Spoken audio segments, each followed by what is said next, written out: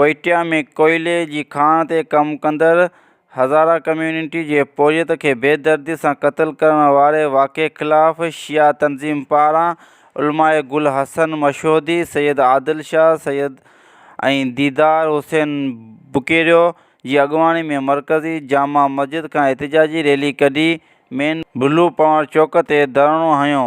धरणे खे अॻुवान अल्लामा गुल हसन मशहदी, सैयद मनसूब शाह, शौक़ खान रिंद, याकूब जमाली ऐं ॿियनि ख़िताब कंदे चयो त कोइटा में मच में हज़ारा कम्यूनिटी जे मज़दूरनि खे बेगुनाह क़त्ल कयो वियो आहे, जेको मज़मत जोॻो अमल आहे।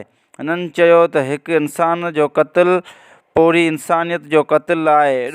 एॾो वॾो साहु थियो आहे पर हुकूमत मुकमल ख़ामोश आहे। हिननि चयो त शिया तंज़ीम सां गॾु हर हिकु तंज़ीम खे ॿाहिरि निकिरणु घुरिजे। हिननि मुतालबो कयो आहे त हज़ारा कम्यूनिटी जे शहीदनि सां मुकमल इंसाफ़ कयो वञे, ॿिए सूरत में हिननि खां बि वॾो धरणो हंयो वेंदो।